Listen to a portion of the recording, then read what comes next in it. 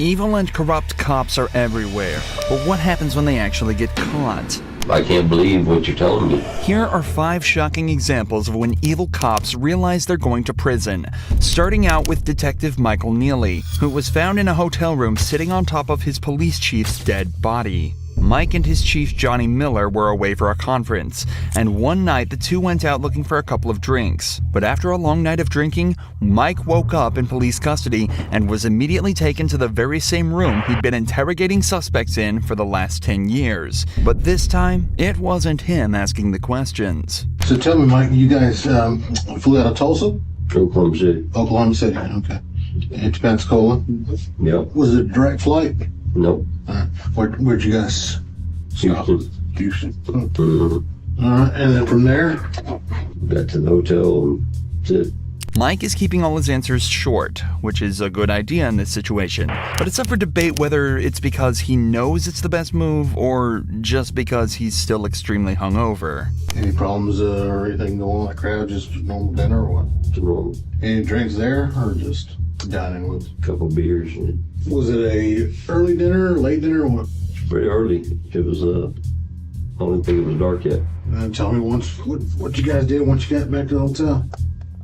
That's about it. Just watched football game. That was a Dallas game starting. Mike said the night consisted of a football game and a couple beers, but in reality, things went much further than that. Tests reveal that both men's blood alcohol levels were around or above 0.3. To put that in perspective, a level of 0.4 is widely considered to be a fatal dose, and 0.3 will likely result in alcohol poisoning, a condition that can lead to death and loss of consciousness. Either way, both men will have been completely out of control of their own emotions and actions, likely leading to the horrifying events that occurred that night. Do you remember hotel staff or a hotel employee coming up and telling you guys to keep it down? I don't remember that. So what is the last thing you remember as far as that evening until the football game? I mean, I know you're asking me questions, but can I ask you a question? Absolutely. Okay, homicide. Who is dead? Dead. Dead. Yes, sir.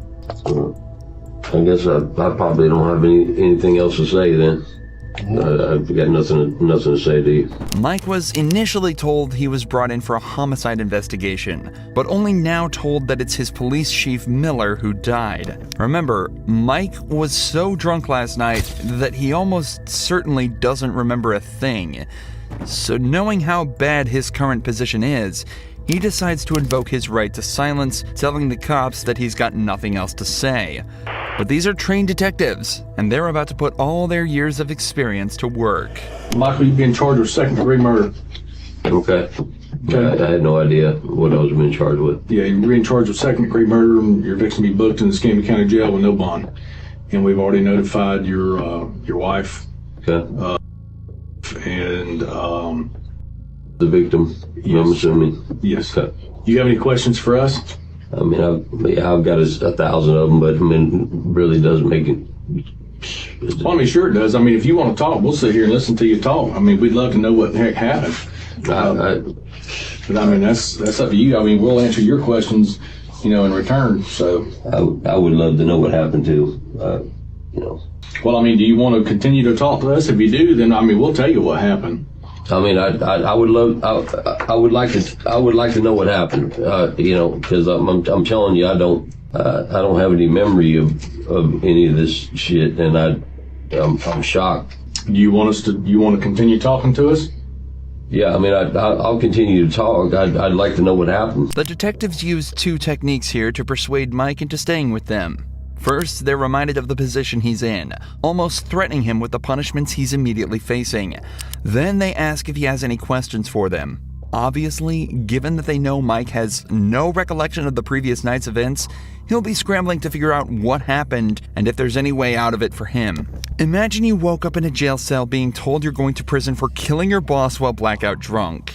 You do everything you could to piece together that night's events. Mike is now starting to realize that's his only option.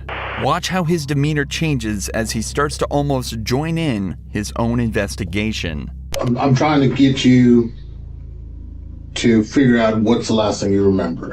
And if the last thing you remember was watching football, do you remember drinking? Yeah. Okay. Were you drinking the vodka? Yeah, I drank some vodka. Okay. So, well, the first call came a little bit after 6, I believe. One of the guys that was in the room next to you didn't say you guys were arguing, just being loud, just laughing, yelling, probably.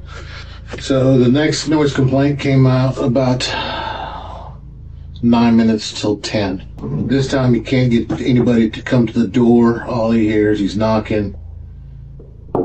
He hears just grumbling, grunting, uses his car to get in, is on the ground between the bed and the wall. You are sitting on his chest. His face is beaten.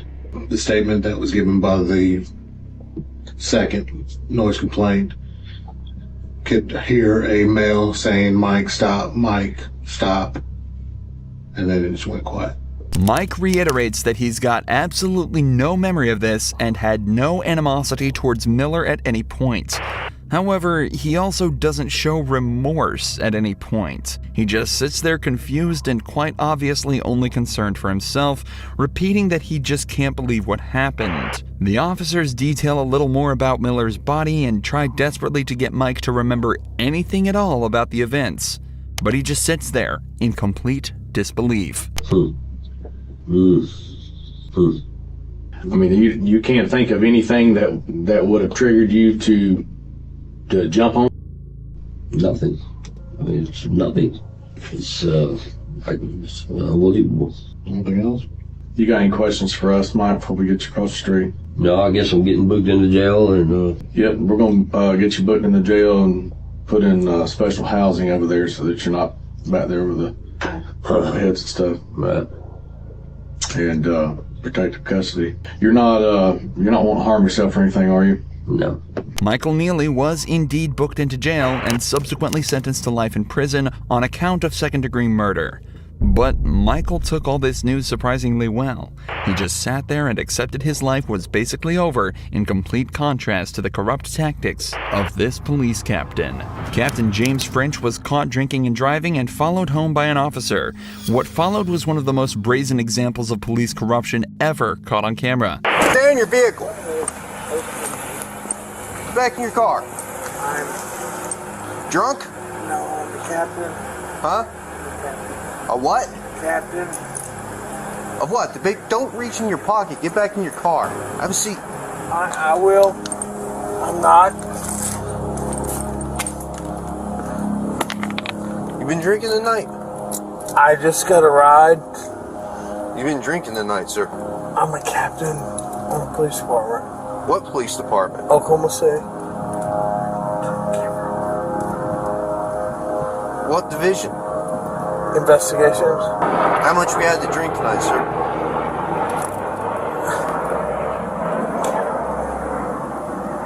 Please. Huh? Turn the camera off. I'm not turning my camera off. Okay. This guy isn't just drunk. He's absolutely hammered, even to the point where he thinks the camera can't hear him whispering.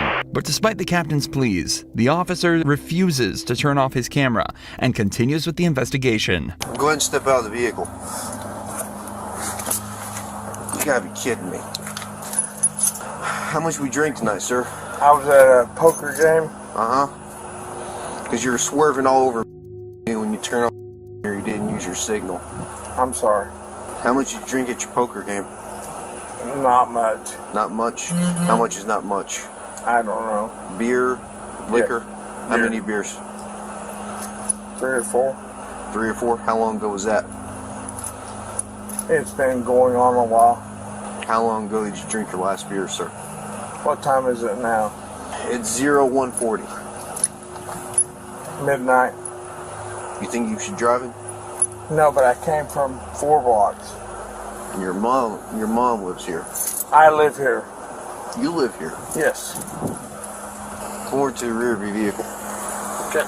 You got any weapons or anything on you? I do not, sir. Those must have been a strong few beers, as not only was he stumbling over his words, but apparently also swerving across both lanes on his way home. The captain is then searched and told to stand in the open where he's tested on his balance and sobriety. Hands down by your side, please.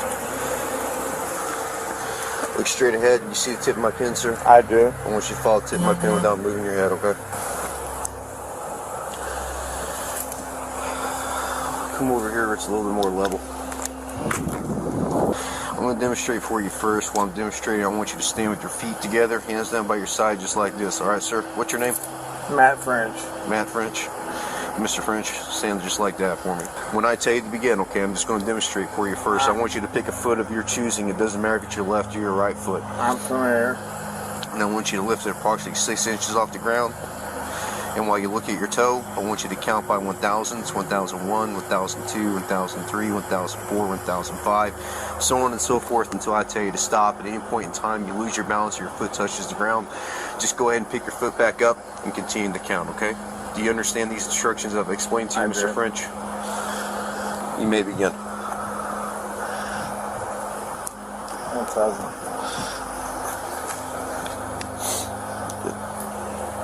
Keep Sir, going. can you turn that off, I cannot, sir. please? I know you're aware of our body cam policy. You know I cannot turn off this body I camera. do, but I'd like to talk to you. I can't do that, sir.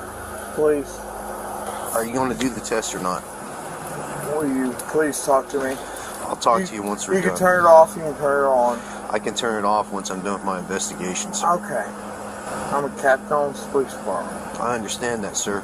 I get And that. I am a sergeant on this police officer, and I I've am taken not- an oath to uphold the law. I don't am show not- favoritism to anyone, regardless. I don't care if you're a gangbanger or the President of the United States. Sir, I'm not asking you for that.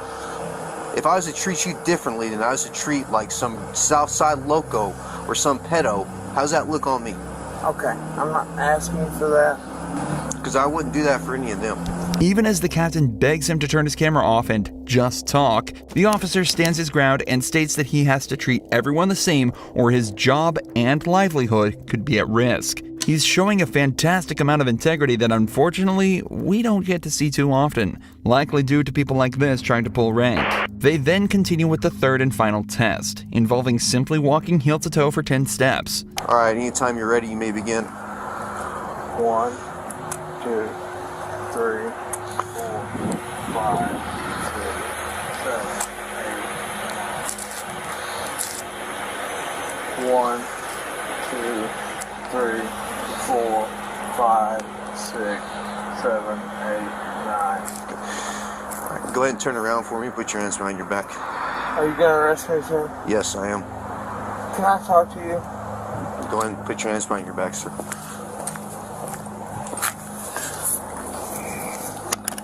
Now that the investigation is concluded and the perp is placed under arrest, the officer turns off his camera and returns the captain to the police department.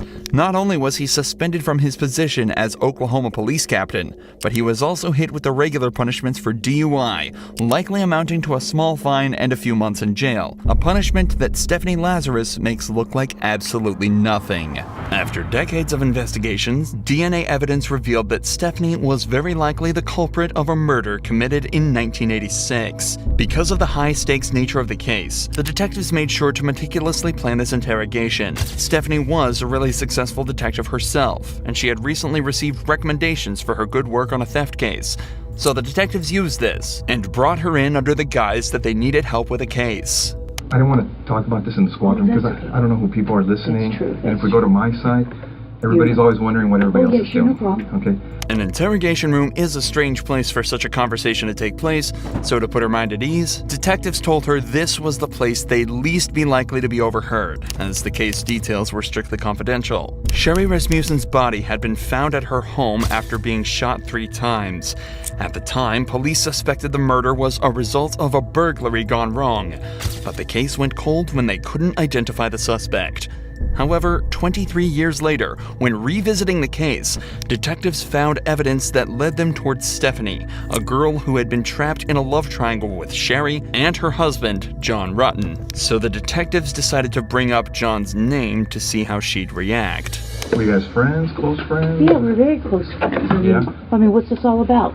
It's a case we're working on. It involves John, and in there's notes and stuff that he knew you and stuff. Oh yeah, I mean, we were good friends. Lived in the dorms for 2 years. Was there ever any relationship or anything that developed between you guys? Yeah, I mean, we dated. You know, I mean, what's this all about? Well, it's relating to his wife. Both the detectives and Stephanie have tried to seem as friendly and relaxed as possible around each other, but Stephanie is obviously starting to get very anxious at this point. Even though the detectives gave a somewhat believable excuse, she is now in an interrogation room faced by 2 detectives being questioned about a girl she supposedly murdered 20 years earlier. Her breathing has become faster, and her language is defensive, and her movements have become more erratic. And you're right. I mean, if you guys are claiming that I'm a suspect, then, you know, I got a problem with, you know, with that. Okay. Okay? So, you know, if you're doing this as an interrogation, you're saying, hey, I'm a suspect. Well, now I got a problem with, you know, now you're accusing me of this? Is that what you're saying? Obviously, you know about all the DNA stuff and things of the nature that, you know, gets done on cases nowadays. You know, if we asked you for a DNA swab, would you be willing to give us one? Maybe.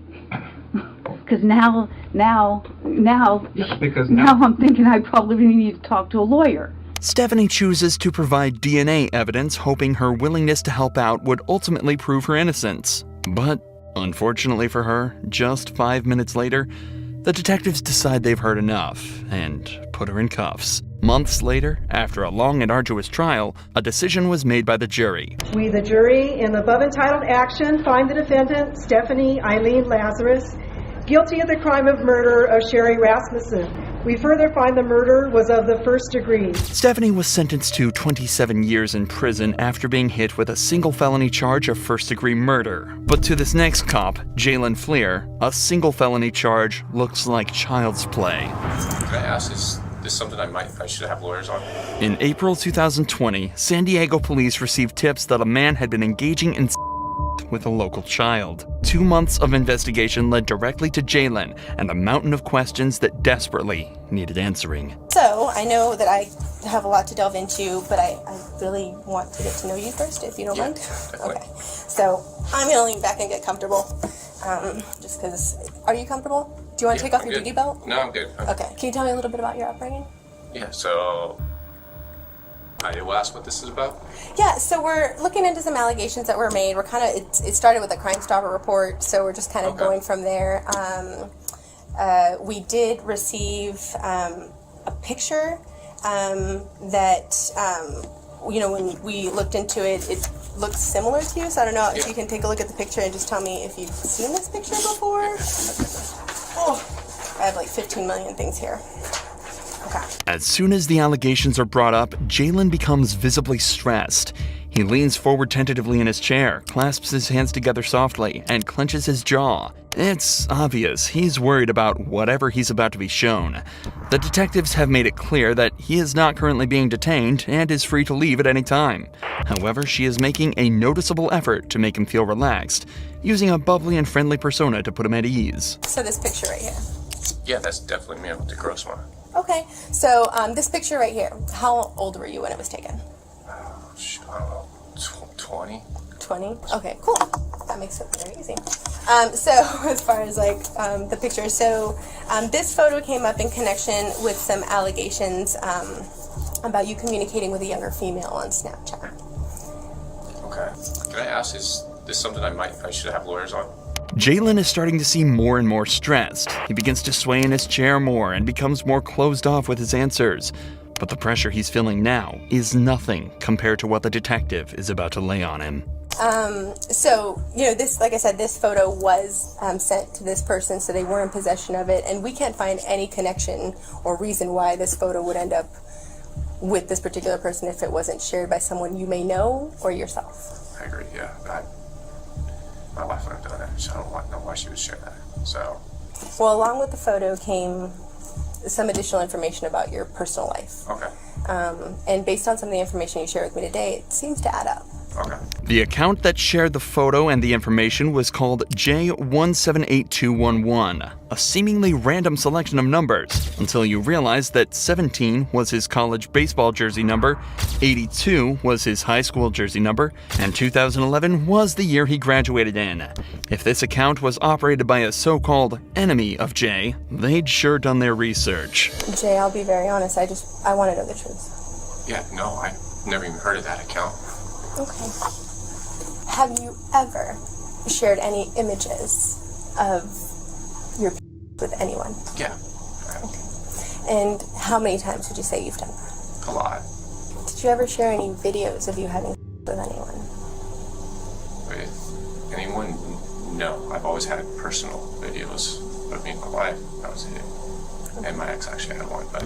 Jalen then rightly decides that he's already answered enough of the detective's questions and asks him for a lawyer. However, unfortunately for him, he's quickly handed a search warrant, allowing the police to seize DNA, his phone, and his car. Police used this to gather a mountain of evidence against Jalen and, just a few weeks later, turned himself in. Jalen was charged with 20 felonies, including engaging in lewd acts with children under the age of 14, pandering children under 16, and engaging in the child under the age of 16.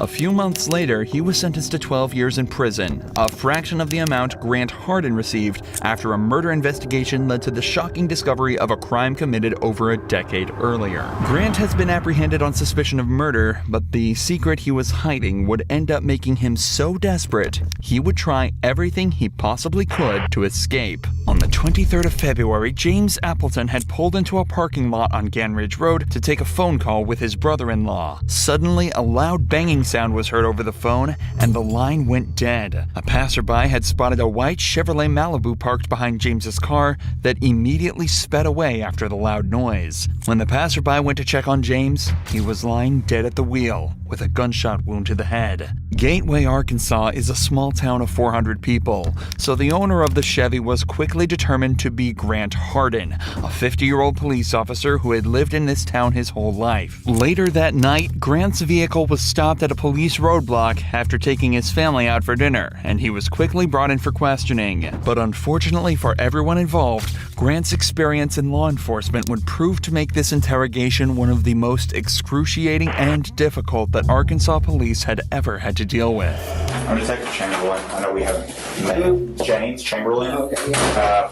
Did you used to be a police officer somewhere? Or, I recognized you, but I wasn't 100% sure where I knew you from. But somebody said that you used to be a police officer in Gateway or something like that. Okay. The interrogation begins casually as Detective Chamberlain opens with questions about Grant's career. As they're both police officers, he assumes he can strike an immediate middle ground with him, building trust between them and hopefully getting him to relax so he'd give up information easier. A strategy that he'd soon find out had the opposite effect. Grant is then read his rights, but decides this is where he's going to start making it difficult for the detectives. Here's the thing. I want to talk to you about what you've done today, okay? Can you just take me through when you woke up this morning to when you got stopped by the police out there in, what's the name of that road that you're on? I'm sorry, I'm going to drop Gan Ridge. I'm not going to say anything after I've been read those rights yet. Okay.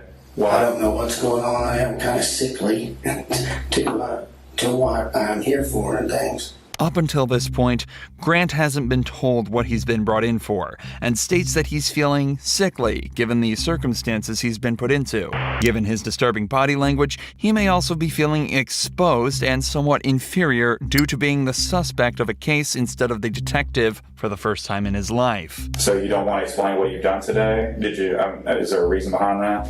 What was the first thing said? I have the right to remain silent. Okay. So you're telling me that you don't want to talk to me right now? Okay, cool. Hang tight right here for just a few minutes, okay? As is normal in a case like this, the detectives leave the room for a few minutes to talk about how they're going to handle the interview.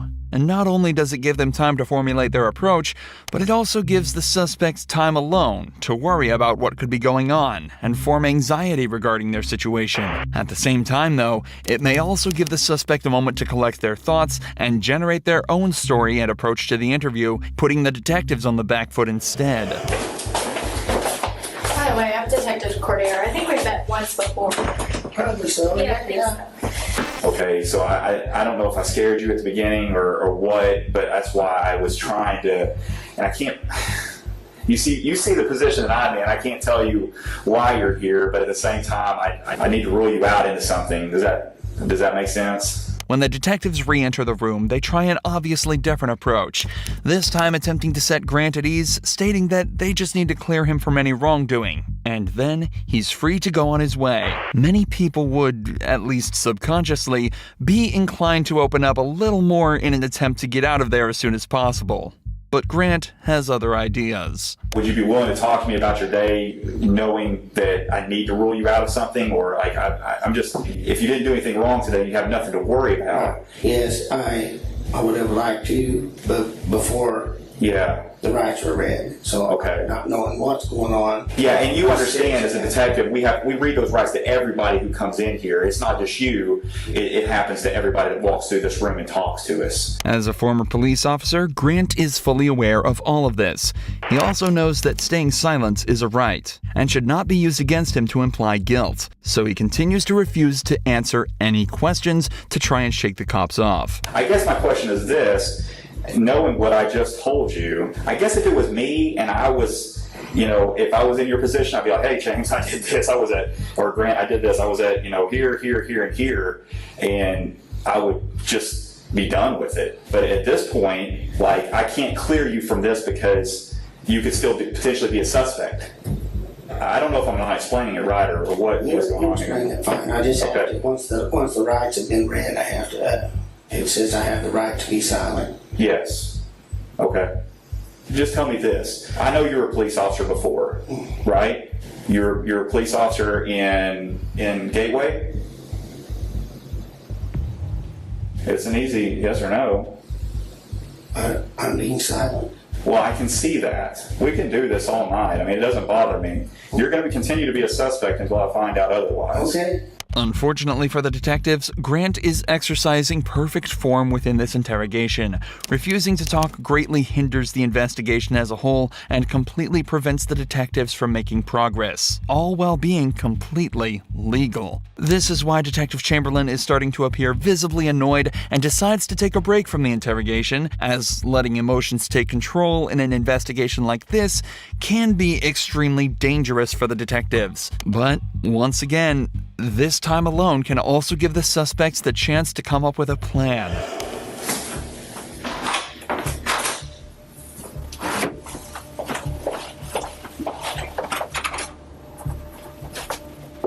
Hello, I need to go. You need to go where? Home or get ready for work in a little bit. Okay, we'll just have a seat and I'll get it for you.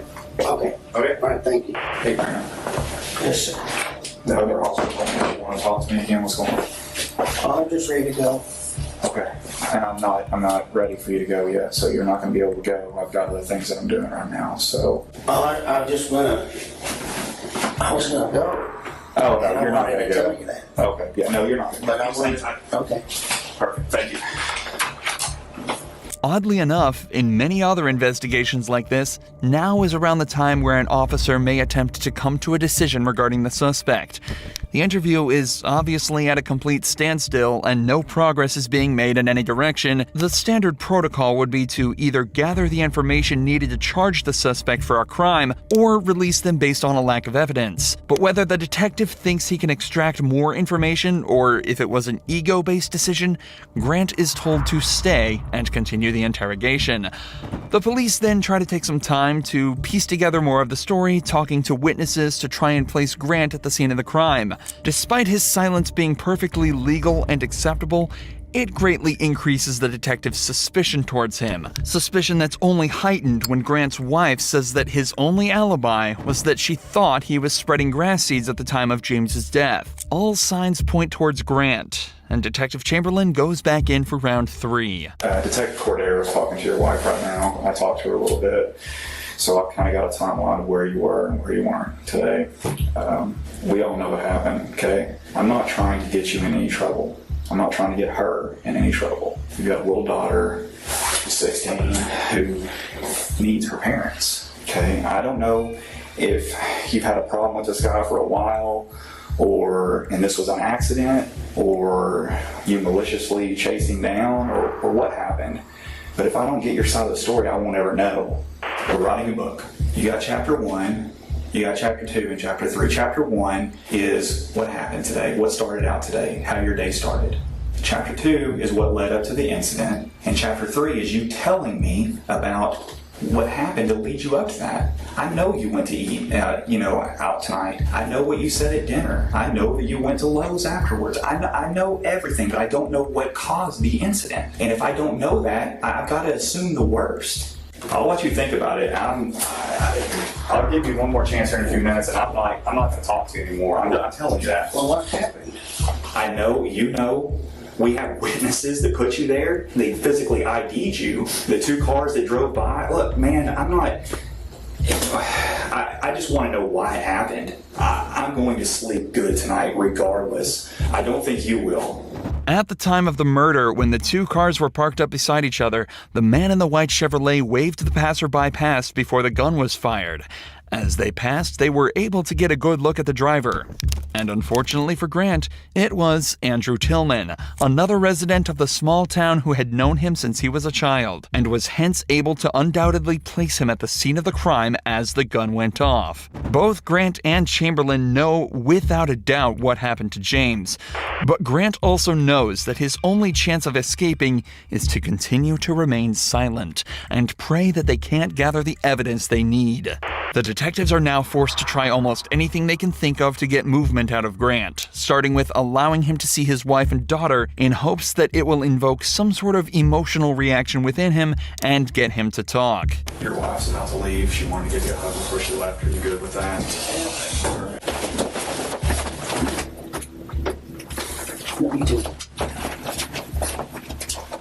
Okay. All right, I'll be back in a few minutes. Thank you. Unfortunately, even this doesn't work. So instead, Detective Cordiero decides to return alone with a more calm and sympathetic demeanor in a second attempt to build trust with Grant. Often, male suspects are more likely to build a subconscious connection with female detectives due to them often thinking that they're less threatening and more understanding. Realistically, this is the last option the detectives have. All right. Get ready to think about laying down up on that desk, but it looks awful hard. Yeah, I don't know if you'll be any more comfortable up there than what you are now. Can you help me understand how we got to this point? I don't know. I don't know. Man, I remember being on patrol and running into you one night. Help me out on a call, back me up. Oh. It was way back in, I guess almost 3 years now. Well. Two. Yeah, probably so. Like that. Yeah, something like that. You guys are always good to help us, help me too. Yeah, absolutely. Brad, you always right there, man.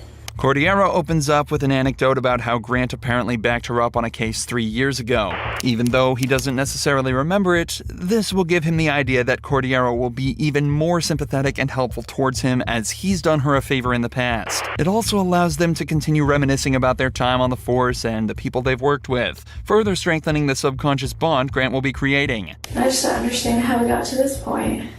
Yeah, me neither. You're willing to talk? Tell me. I'm just ready to go to bed. I don't blame you. Me too. Me too. And we could do that. You just talk to me.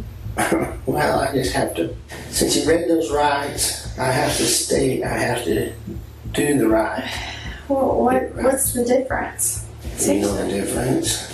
Regardless of something happened or not, and if it did, if it was an accident, well, tell me. Like, let me help me help you. Like, I want to know what I can do or what happened today to be able to explain it later. I don't know what happened today. I just need to.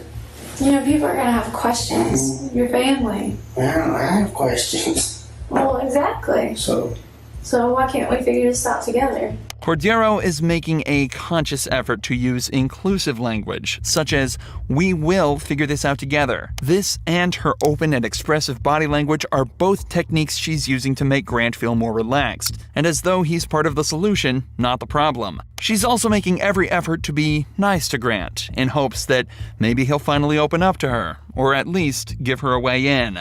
We can start from the very beginning. I mean, I know you probably slept in because you work nights. I work nights. Trust me, I worked nights for almost 4 years. I understand how that sleep schedule is. Yeah, sleep's all So, messed up. did you sleep in today? Yeah, I bet you did. You could have got to work tonight, huh? Yeah. Yeah. What time did you get up? Noonish. Around noon. That's usually what time I got up too. Did you watch anything good on TV? Usually that's what I do. I'd eat and watch TV. I woke myself up a little bit. Anything good? Same old stuff Oh yeah? on TV. You watch the same episodes? Or like, do you have a specific TV show you would wake up and watch? Well, we watched, my wife always has it on, I can't remember what channel it's called, right now, TV Land. Oh, okay. I haven't really watched any of that. I couldn't even tell you what it was about. Is your wife like that? Oh, well, I think she'd better watch other stuff, but that's all. Yeah. It might not be about the case, but finally, Grant is talking, and Cordero has found her way in. If she can keep the flow of this conversation up, she might be slowly able to extract information from him even without him knowing. Talking about specifics such as TV shows and sleep schedules, even that could lead to catching him in a lie, and placing him in certain places at certain times. But most importantly, she's building a connection with him and continuing to let him talk, which increases the chance that he either slips up or decides to make it easier on the detectives and answer a question. But predictably, as soon as Cordero started asking him to talk about the case again, he shut down once more, refusing to answer any more questions and staying silent. I think you have a lot to live for. Beautiful family, who I've had the privilege of talking to. The way I look at it is you're a man. Men face their mistakes and they own up to them. Mm-hmm. And they figure out what happened and figure out how to solve it and move on. Like I said, I'm honestly here to help you. I want you to understand that. I wouldn't spend my time in here with you if I didn't. And that something happened today that needs to be explained. Did you make a mistake today? Even after reminding him of his family, Grant doesn't move an inch, again realizing that his only chance of being let off is to not speak and hope they don't find anything. I like you. I like this fella that was a detective here. And I know y'all don't care about any of that and stuff. And I just don't know how to I haven't had this happen before. Being brought in and interrogated for something. So I know you don't care, but I just don't know how to be silent. Sitting over here looking like a jerk. No, you're not. Honestly, you are far from that. You're very polite. Don't you know why you're here? I appreciate you guys, and I'm just gonna get a lawyer. Yeah, it's up to you. But You can obviously something's going on, and I need one. I just want to hear your side, but I want to get a lawyer. After hours of almost pointless back and forth, Grant finally asks for a lawyer, meaning the detectives can no longer question him, and concludes the interrogation. But this is far from where the story ends. Between this interrogation and the final court hearing, Grant and his lawyer both realized that there was simply no way he was going to be released scot-free. Not only was there a man at the scene of the crime who all but saw him pull the trigger, people were also starting to realize that he'd actually either been fired or resigned from 3 different police force jobs before becoming the chief of police in his hometown.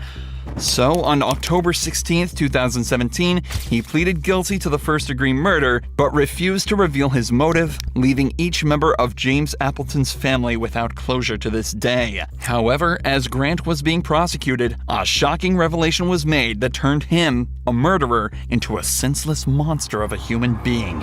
As his DNA was being taken, they realized it was already in the system, under an unknown name, for a crime committed almost 20 years ago. In November of 1997, a teacher at Frank Tillery Elementary School went to the teacher's lounge bathroom only to be met by a man brandishing a gun that forced her into a stall. The man then raped her and fled, taking care not to touch anything or leave evidence behind, except for the he left on her clothes. Local police did everything they could to identify the perp, but after 20 months of effort, the investigation went cold until 20 years later when Grant Hardin's DNA was found to be a perfect match. And because Rogers police had obtained a John Doe warrant back in 2003, allowing them to arrest an unknown suspect and bypass the statute of limitations, he was hit with the 14-year sentence for his on top of the 21 years for the murder of James Appleton. And as such, Grant Hardin was sentenced to 35 years in prison, meaning that he'll likely live out the rest of his life behind bars.